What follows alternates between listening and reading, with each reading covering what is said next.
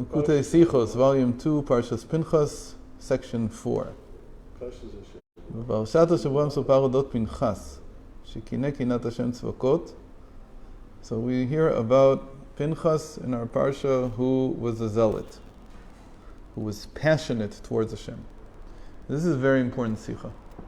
Why is it so important? Because most people, when they encounter kin'ah Hashem tzvakot, they run the other way. They don't know what to do with it. You say somebody was a zealot. There's no room for zealots here. Jews are very moderate people. Okay. So we already had a sikha like this in volume 1. I don't remember exactly where, but there we saw that the Rebbe said that you can't fight the irrationality in the psyche. You can't fight it. You just have to hope that you can harness it for good things. Right? But you can't prevent it. People will have irrational needs, irrational wants. Okay? And this is also true when it comes to religious feelings. These things will exist. So the question is, can you do something positive with it? Can you try to ensure that when he actually does something irrational, it will at least be irrationally good? But you can't prevent the irrationality. That's what we saw. Okay, that's what he called it. Yeah, he actually didn't call it. We were talking about it, but he didn't call it that. I don't know why.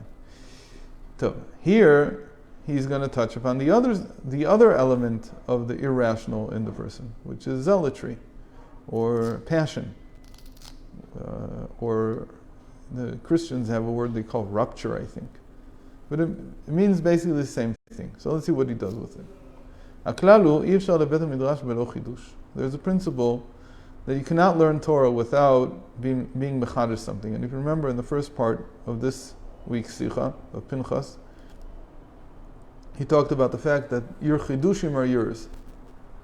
They are separate for each person. You don't need copyright laws in Yiddishkeit. Why not? Because every person has their own. You can never plagiarize it. Right? So there can't be that a person is learning Torah and there's no chiddush. הדברים אמורים בתורה שבעל פה, ואם כן בתורה שבכתב שמכל אות שבה נלמדות הלכות שלמות, כל שכן שסיפור שלם כסיפור אודות פנחס יש בו חידוש. So that was said that you can't learn Torah without there being a chiddush, without there being a novel idea. That was said about the oral Torah, the oral tradition. But the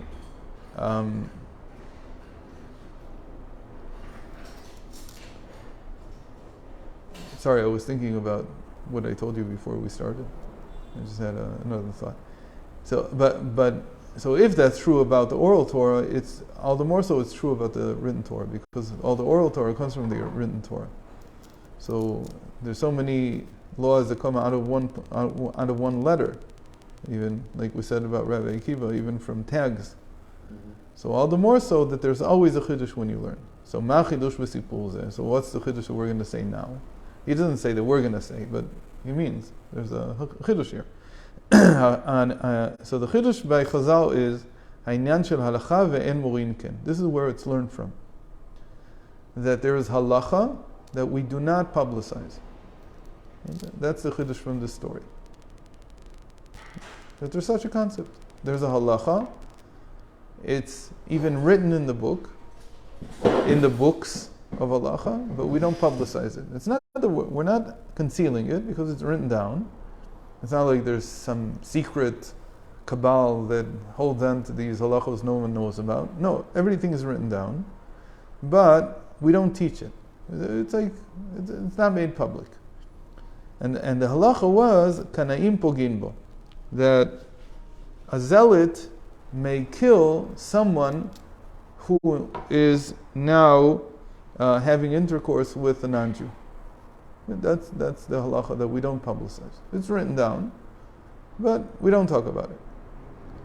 כלומר, ישנם דברים שכאשר באו דתם שאלה לבית דין כיצד יש להתנהג בהם, ישיבו בשלילה, משום שכך כתוב בשולחן ערוך. So the Beis Din, if someone comes and asks him, should I kill someone who's now having intercourse with a non-Jew? The Beis Din says no. And that's true, because that's what it says in the Shulchan Aruch. But it also says, "Ve'im zot mofia bo'oto Shulchan Aruch halachah shel kana'im pogim bo." But it also says that someone who's a zealot can. כן, בסדר. כלומר, כשאדם לא בא לבית דין, so now he's got the problem, right? They're not contradictory. No. We said, you don't, the beis din, the person who you come to ask, has every obligation to tell you you're not allowed to. You're not allowed to do this. That's how you do it. But, so it also says in the book that if you're a zealot, you can. A zealot means someone who didn't come to ask. It's a situation in which you don't come to ask. Now, this is one of those things that, because they don't understand this, for some reason, it's not so difficult to understand. But because they don't understand this, because they take everything objectively, so call it the rational scientific world doesn't get this. They can't understand, what does this mean? Is it permitted or is it not? Same, very simple. If you come to ask me, I'm obligated to say, don't do anything. But if you don't come to ask me, and you know what the halachah is, you go and do it. Don't come to ask me. If you don't want me to say no, don't ask me. Even by doing it, there's all kinds of dangers, but that's the halachah. You should know that there are risks involved for you. We'll never say we should try you. No. Because you have what to base yourself on. But is it okay that you didn't come to ask us? No, it's not okay. You should have come to ask us. But you did it anyway. Okay, we can't do anything now. You went and you did it. So this is it's hard to put this in words. But the problem here is that there's no objectivity in this halachah. That's what we're saying. There's no objective realm here. It depends. If the person is a zealot and he didn't ask, and he went and killed him, so he's okay. We're not going to kill him because he's not considered to be someone who took someone's life. Very important. The Rebbe had this in a few areas. In one area that I know for certain, that he told people, don't come and ask me. First, do whatever you want, then tell me what you did. And that was in everything that was related to the land of Israel. He didn't want to know. Not that he didn't want to know because he didn't want. Of course he wanted to know. Maybe he knew. But the person, he told people, don't come and ask me.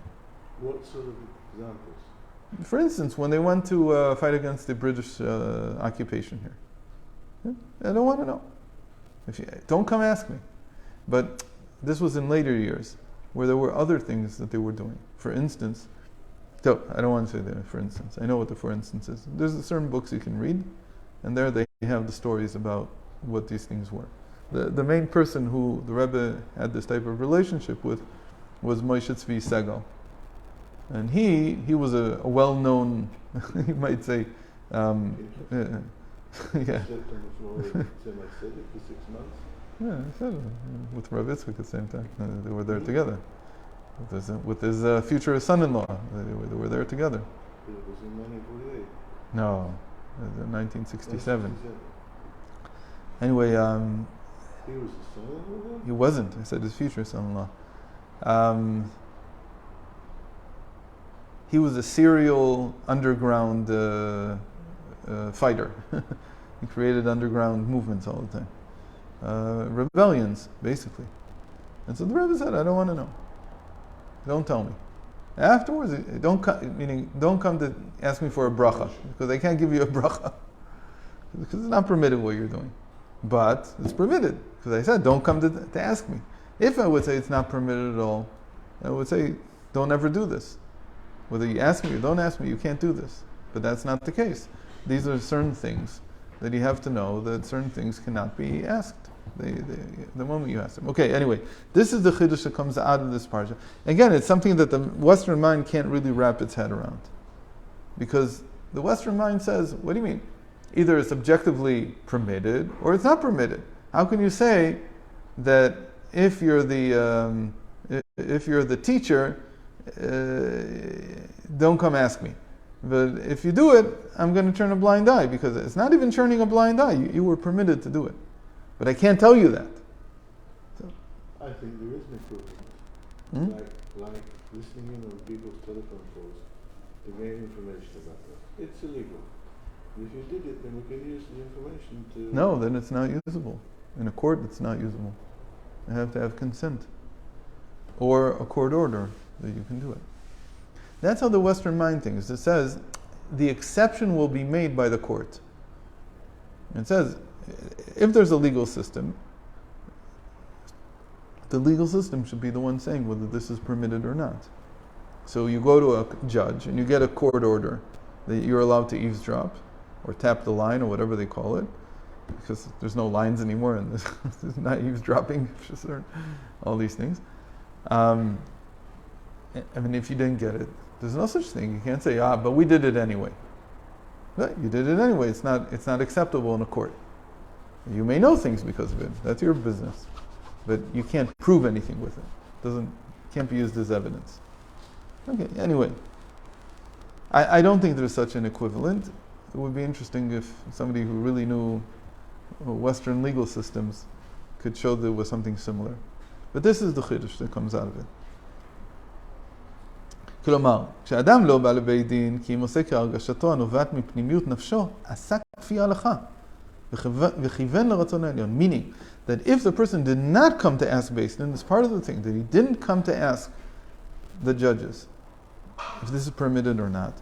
Rather, he does it because of his inner sense, פנימיות נפשו, his inner feeling of self. עסק כפי ההלכה. He performed the halachah exactly the way it should be. Meaning he went according to some inner sense, inner faculty that we call his essence, his substance. And this led him to do this. So the best example, which again, everybody will go crazy when they hear it. They couldn't handle it then, they can't handle it now. Same thing. But the best example in the last 20 years was Baruch Goldstein. Yeah. Mamish the same thing. He didn't come to ask. He went and did what he did. If he would have come to ask, people would have said, no, you can't do this.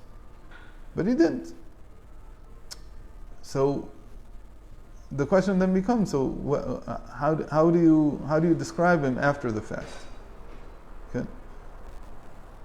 If you're a Westerner, well, since a court would have told him, you yourself say that a court would have told him, you can't do this. So he's a murderer. But the Torah thinks differently. The Torah says this is not that type of case. It's something that the person did out of his... Now you come and say, but everybody can come and say, I did it out of the depth of my substance. It's not so simple. Depth of your substance means, and which is exactly what happened to him, that you're willing to pay with your life, which is exactly what you said before. Right? That there are risks. And then he'll explain this in a moment. These risks mean that in these cases a person is willing to sacrifice his life, literally. Except that the Rebbe wants to sublimate it somewhat. And so in the sublimation, you're not saying that he has to necessarily pay with his life. You can say that this is all happening in the spiritual realm. That's how the sublimation is going to work. We'll see. This is a very tricky subject. It's not easy at all to both to explain and both to understand. So he says like this: Tamid yesh b'chol davar yishol et pi beit din. In general, he doesn't even say in general. He says you always have to ask the Beis Din what to do. You always have to ask people who have authority what to do. That's the principle. There's an exception, though, to the principle. There's always an exception to the rule. What's the exception to the rule when you don't ask? In fact, you're not allowed to ask. But when you are being zealous for God,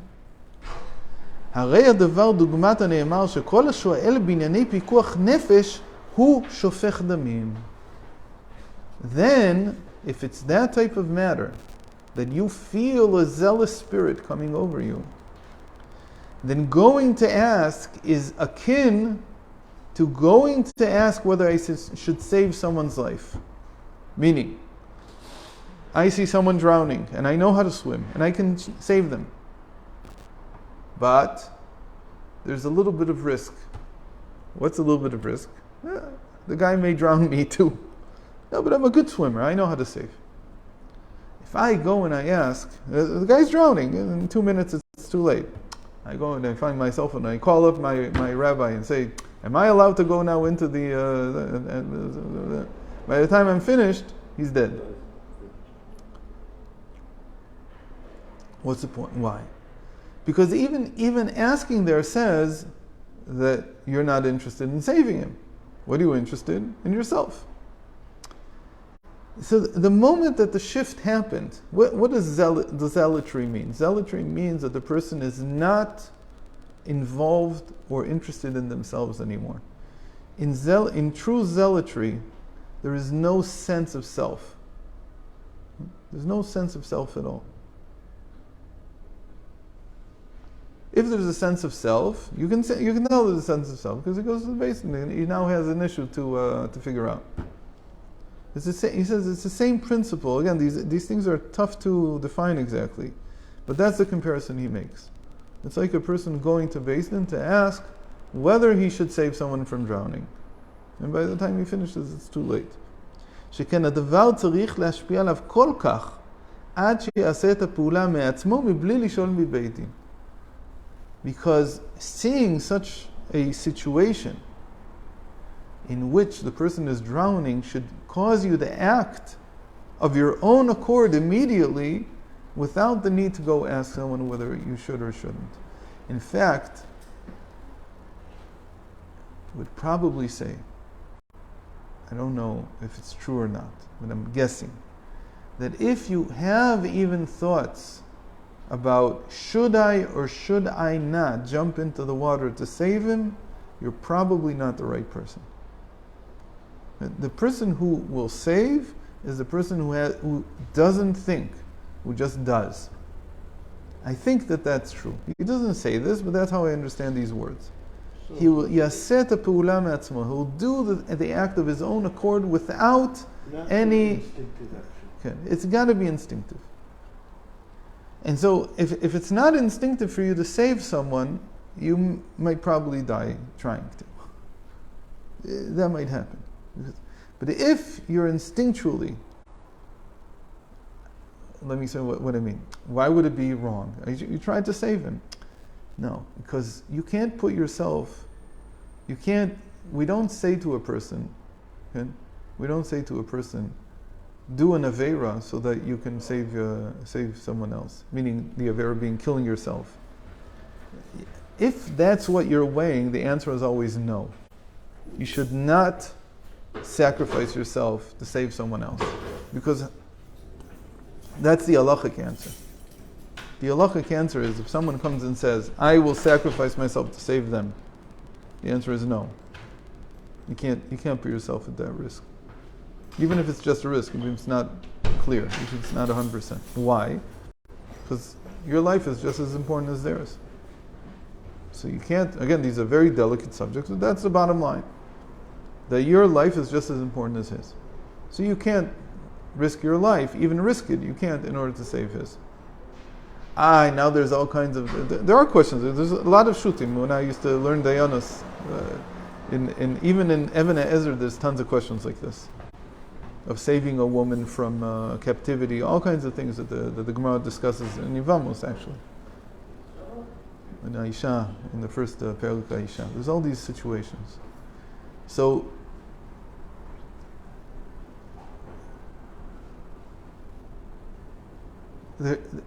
how is it that a person can jump into the water and try to save someone? Because he wasn't weighing the options. He wasn't thinking about it. He was doing something. What's that called? That's called Chasidus.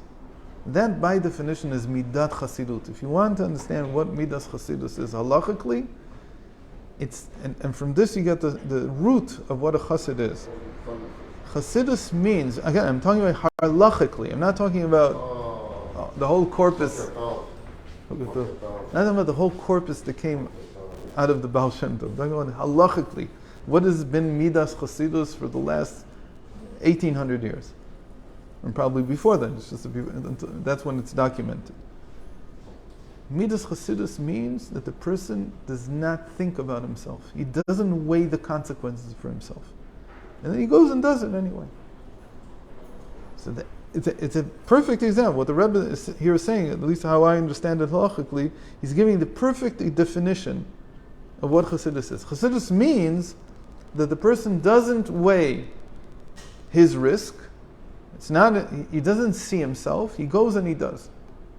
So you could say that by definition, Chassidus is ignoring your sense of self, or your sense of self-preservation, or whatever you call it. It's ignoring it completely. I don't see it. What I see is the situation. That's halachically what Chassidus meant. Chassidus, in terms of modern Chassidus, you could say really revolves around that topic. Can you bring a person to be in bittul? Okay, shlichus means I don't see myself. That's what it's supposed to mean. No, but not taking a chance, you're taking a risk. Okay, but you don't see it. You don't see it. You're not interested in it. Right? You're not exactly. If you come to ask, the Rebbe says go here, and then you come and you say, and here there's this problem and that problem. Okay, don't go. Don't go. It's not for you. If you don't feel that this is something you can put yourself 100% behind, meaning, in other words, you can ignore your sense of self, your sense of self-preservation, then don't do this. It's not for you. It's very interesting. The Rebbe Rayat sent people on shluchus, not to Denver, Colorado. He sent them to places where he knew they wouldn't come back from, that they couldn't come back from. They would die there. Sometimes they were killed, sometimes they died in natural death, but in general they couldn't come back. How can you say something like that? But that's not the question. I can say that. I'm taking the responsibility. The question is whether the person who hears this is capable of fulfilling such a shlichus. And if you don't have this ultimate unrestrained connection with the Rebbe, you'll hear it, and then you'll stay up all night thinking, what are the chances of me coming back? What is that? And at the end, you come back to the Rebbe and you start asking kashas. So he says, okay, forget it. I didn't see it. Why? Because he sees it. You're not the right person.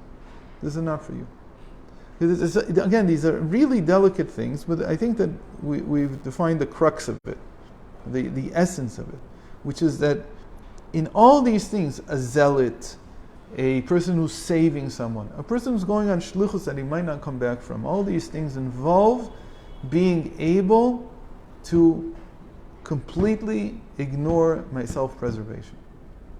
Meaning that I never felt it. I just spontaneously flow into the act. And if there's any kind of deliberation, you could say that that's already a beis din. The fact that he's even weighing the consequences, this way, that way. So you could ask that question, because what if the person himself is a dayan? What if the person himself who needs to now jump into the water, he himself, he's a judge. So if he himself is a judge and he starts thinking, how's that any different than him coming and asking his friends as judges? It's the same thing, he's deliberating. You're deliberating means you have a sense of self. If you can't get rid of that sense of self, if that sense of self is what's guiding you, then forget it, it's not for you. Okay? So let's just finish with this section here. As ein hu ein ha'adam poneh lebeit din lishol. He doesn't go to the beis din to ask them what to do. אז אין הוא מעוניין לצעוד אך ורק על גשר של ברזל ולא לעשות דבר בלי שאלה בית דין, שכן חבל על כל רגע. Right? You can't always tread over an iron bridge. Okay? Sometimes you have to take a risk and go on a bridge that's made out of ropes, or maybe you have to swing like Tarzan or something, because there's no time for anything. יתר על כן, אף שידוע שבית דין פוסק בנידון לשלילה הרי קנאים פוגעים. Even if you know that if you would go to ask beis din, they would tell you no. Don't do this. Even though it doesn't change the halachah. והדבר מתאים לרצון העליון שקנאים פוגעים בו, היא הלכה בשולחן ערוך. You still have the halacha that קנאים פוגעים בו. And that's for you. Meaning you know that if you would go to Beis Din, they would say no. Because they already told you, don't do it. In a different circumstance, whatever. But now it came up again. And you know even that that's what the halachah that it says in Shulchan Aruch that they have to tell you is. Or you suspect maybe that that's what it'll be. But you're not worried about that. You're ignoring it. In the same way, you could know that you exist, but you completely push it away. So all these topics are really, really delicate. Now the Rebbe is now going to sublimate all of this. Tomorrow, God willing, he'll sublimate all of this and say, look, you don't have to go to such extreme situations to find the application of this principle. Like we already gave an example. If I send you to Denver, and you have questions about Denver, you're not the right person. Because if I send you to Denver, that's what I think you should be. If you can't understand that, it's not for you. You won't do the shlichus right.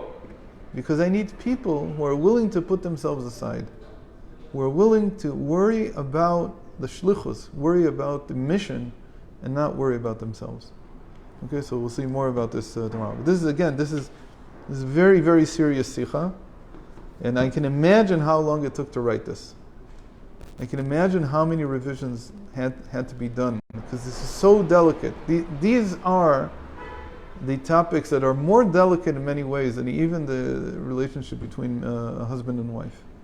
These topics are the crux of what it means to be a great posek, or what it means to be a great leader, because this is what it means to be a king. Because the king is dealing with these questions every single day. Every single day of his life, he's dealing with these questions. Okay.